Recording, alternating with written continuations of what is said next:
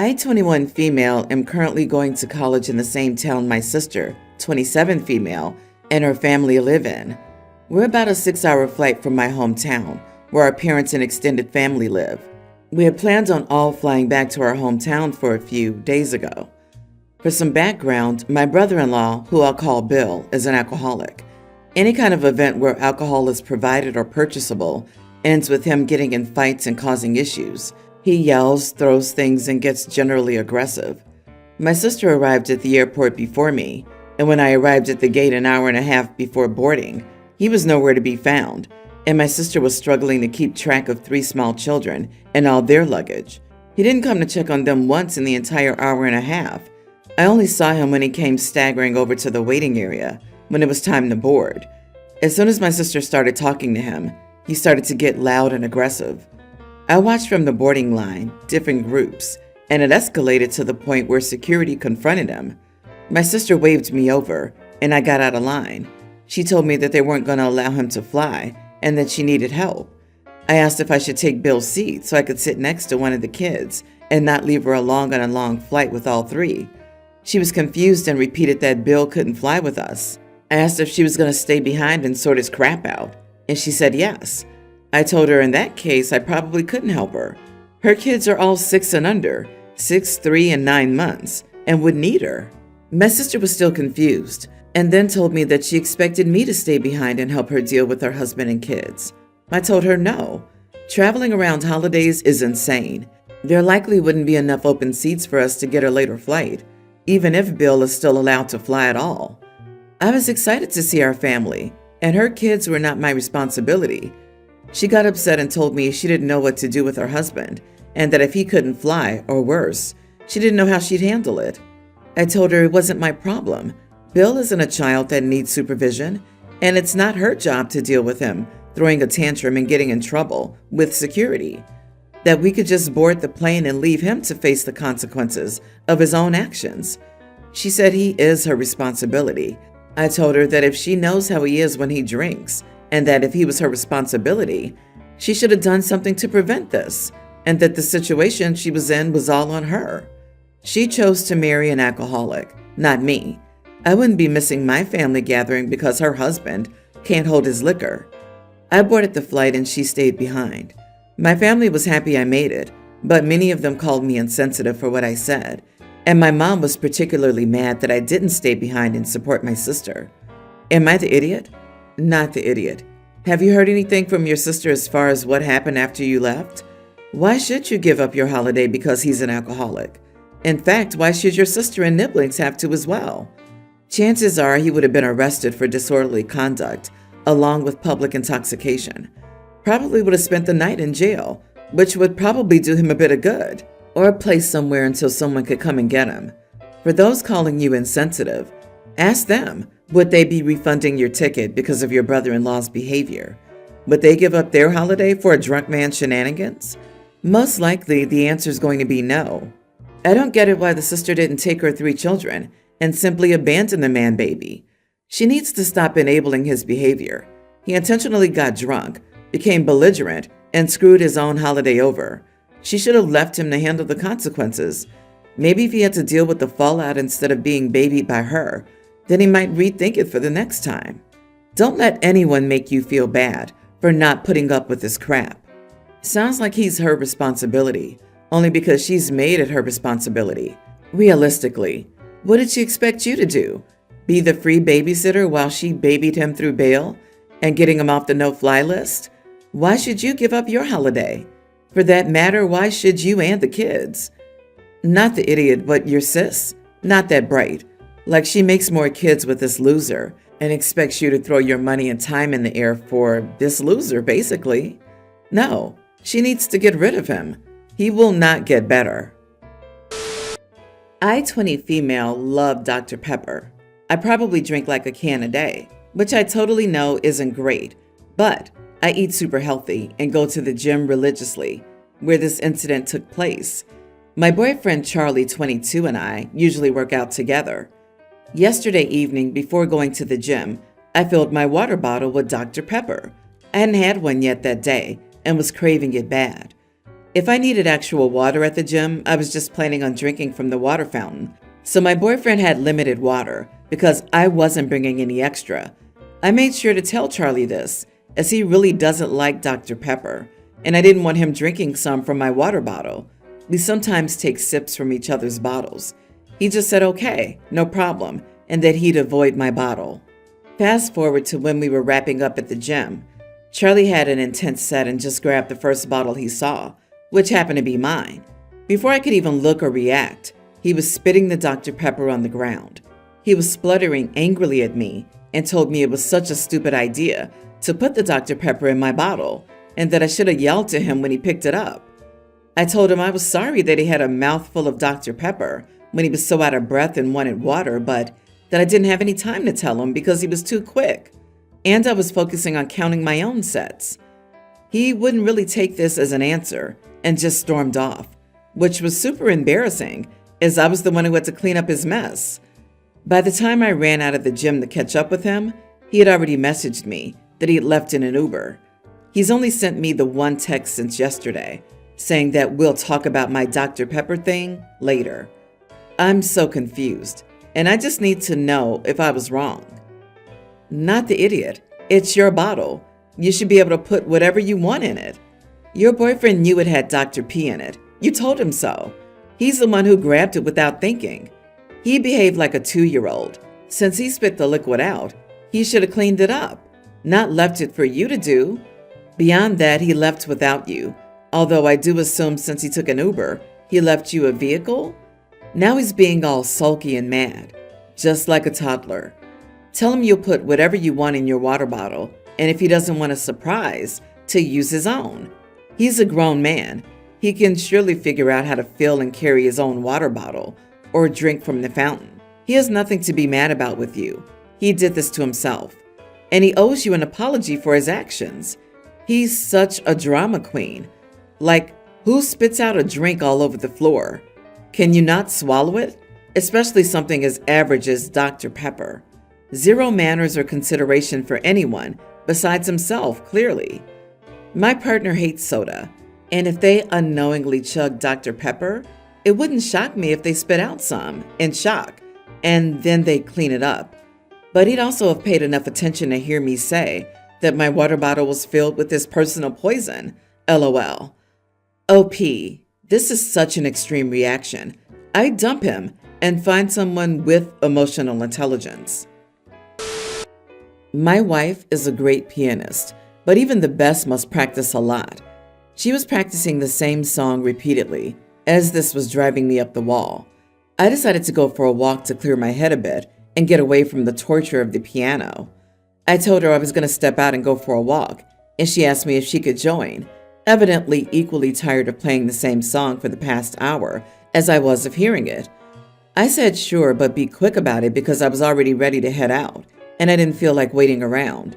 She has a habit of taking forever to get ready, and as we were supposed to just be stepping out the door for a quick walk, it would feel even longer, relatively speaking.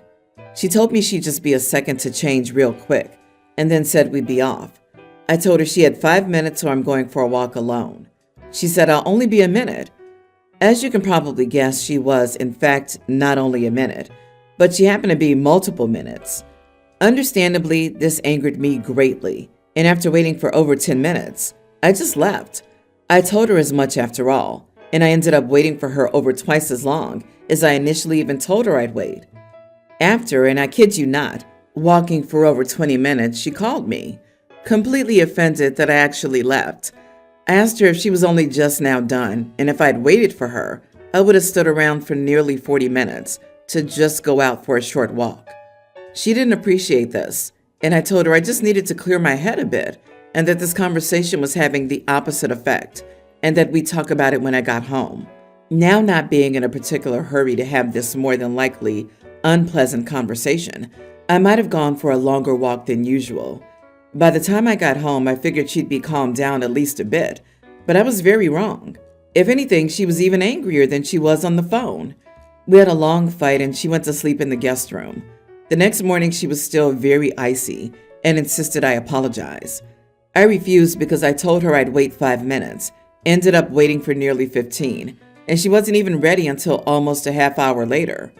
She told me I could have at least given her a warning before I left the house. Now, to be completely honest, I sincerely believe that I did. I very vividly remember calling out to her that I was going to leave before shutting the door.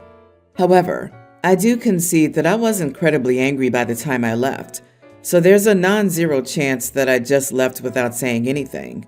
I honestly don't know who's correct about that part. I did, but maybe she didn't hear me. She said I did, and maybe in my anger I didn't.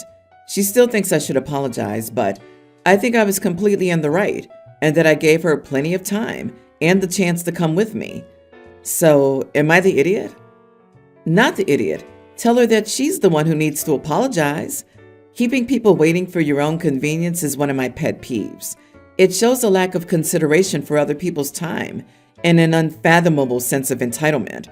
How would she appreciate it if people were to turn up at a recital 40 minutes late and disturb the entire room because their seats are in the middle of the front row? 40 minutes? That seems intentional. Maybe she does this kind of thing as a power move, or that she just gets off on the idea of making you wait. Honestly, it's worth your finding out what she's actually doing. What takes that long for something as simple as a walk around the neighborhood? Yeah, that's insanity, LOL. Who takes that long to just change to go for a walk? Not the idiot. She's angry she saw the consequences of her own tardiness, and it's easier to blame it on you not waiting for her, or trying to nitpick that you didn't warn her that you left. Girl, look at the clock. He left.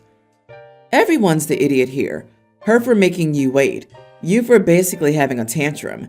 You had no reason to rush your walk if you were just trying to get away from the piano practice. So waiting was just your impatience at that point. I get wanting some quiet. Both of you need to learn to communicate like adults and manage your time better. I, 18 female, just graduated from high school, and I'm really excited about it. I've been planning a graduation party for a while, and I've been looking forward to celebrating with my friends. I have a pretty close-knit group, and I wanted the day to be special. The thing is, my mom, 39 female, and I have never really gotten along. It's not that I don't love her, I just find her actions and behavior really frustrating sometimes. She can be very controlling, and she has this habit of overshadowing me in big moments. I didn't want that to happen at my graduation, so I made the decision not to invite her. The reason I'm even writing this is because something that happened over a year ago. My older sister, 24 female, graduated, and my mom was extremely over the top. She basically made the entire graduation about her. She spent the whole day talking about how proud she was of herself for raising my sister and how much she helped with the whole graduation process. She even cried more during my sister's valedictorian speech than my sister did. At one point, she took the mic at the party and started talking about all the sacrifices she made as a mother, making it clear that my sister's accomplishments were a reflection of her, not my sister. It was embarrassing for everyone, and my sister was visibly uncomfortable. After that, I told my mom I didn't want her to do anything like that at my graduation. I said I wanted it to be my day, and I didn't want her to make it about her. She promised she would be more mindful, but honestly, I just don't trust her anymore. I know she'll make the focus shift to herself if she's there, so I decided not to invite her at all. Instead, I told my dad, 43 male, and my stepmom, 42 female, that I wanted them to be there, and they've been really supportive. My mom found out from my sister that she wasn't invited, and she's been upset about it. She thinks I'm being hurtful and punishing her for things she did years ago. She said that if I don't invite her, I'm basically saying I don't care about her, and it's breaking her heart. I feel bad, but also I really don't want the drama. I want my graduation to be about me and my achievements, and I don't want to spend the day feeling like I'm not allowed to enjoy it because my mom's need for attention will take over. My friends are supportive of my decision, but my family is divided. Some think I'm being cruel, but others agree that my mom can be a bit much sometimes. So, am I the idiot for not inviting my mom to my graduation party because of what she did at my sister's? Not the idiot. Graduation is like your personal season finale. It's supposed to be about your achievements, not a guest star's comeback episode. If I don't invite her, I'm basically saying that I don't care about her, and it's breaking her heart. So she's still making it all about her again. Nope, stick to what you're doing, and congrats. Tell her to throw her own party, since all she wants is a chance to tell everyone about her trophy kids and how their achievements wouldn't be possible without her. OP, if you haven't already, look up narcissism. I think you'll find a pretty accurate description of your mother's personality and behavior. Graduating is a big deal, and I hope you can properly celebrate without her taking the limelight. I, 33 female, have been married to my husband, 32, for 2 years. My parents bought us a house using equity from their home and paid cash for it 5 months ago. The title's in my mom's name and mine. We're essentially paying them back for helping us out. They did this to give us a stable foundation for our family, especially for our son, whom I refer to as my son for privacy. Now, my husband demands to be added to the deed of the house, but I don't think that's fair. He's only been contributing minimally to the home and family finances. He's had multiple jobs over the last few months, and there were times I had to cover his share of the rent when he was between jobs. I also had to pay for the wedding and buy all the baby things on my own, while he contributed very little. The problem is that my parents have made it clear that the equity in the house is not to be touched, as it's meant to be used to pay off the rest of their home. This is something I've agreed to and respected.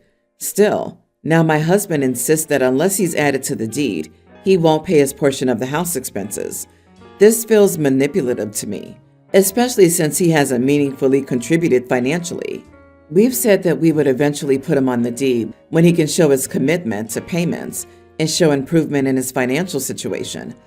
I've tried to come up with solutions, like working together to build his credit and pay off his debts so we can get a house in both our names in the future, but he wants ownership now, and it's putting a lot of strain on me emotionally, especially since I'm also going through cancer treatment and juggling my family's care. My parents have been a huge help, providing full-time daycare for our son, saving us a lot of money. I trust them to care for him, and they've been our backbone. My husband has only showed limited interest in helping, and his actions have made things harder for me. So, am I the idiot for deciding to divorce him after demanding he be put on the deed when we've only been married for a year and a half, only having the home for 5 months, and he hasn't contributed much at all financially? Edit. Women use men for money all the time, so I totally get it. But women are not typically the breadwinner, mother, wife, and man of the house. That's why I'm upset. I'm taking on both roles of the man and the woman. He's trying to take advantage of all my hard work. I work overtime whenever I can. I'm sick. He just works his bare minimum. No urgency to get a second job. Ugh. No initiative. Wait, you paid for all the baby stuff and the wedding? He's mostly unemployed and not caring for your baby while you're getting treatment? Sorry, but it just sounds like he's in it just for the cash payout. Get your parents' lawyer to sort him out of your space. Time for him to be evicted. He has a history of changing jobs or flat out not having one, and now dares to start making demands about the deed to the house? Making threats that he won't pay anything more until you add him? Absolutely not. Divorce this guy. The house is to remain in your and your mother's names. Hopefully you'll be able to set up a trust with it as well, so he can't try to steal half of it. He sounds like a money-hungry, grubby swindler. Geez, you've got yourself a real live gold digger. You realize he'll be forced to contribute if you separate and put him on child support. It sounds like you're twisting yourself in knots to make a relationship work with this man while he puts in no effort and makes demands. That's not a partnership. Is that how you want to spend the rest of your life? Is this the model for a relationship you want your son to grow up with? Not the idiot, but you really need to stop focusing on this relationship and start focusing on you and your son.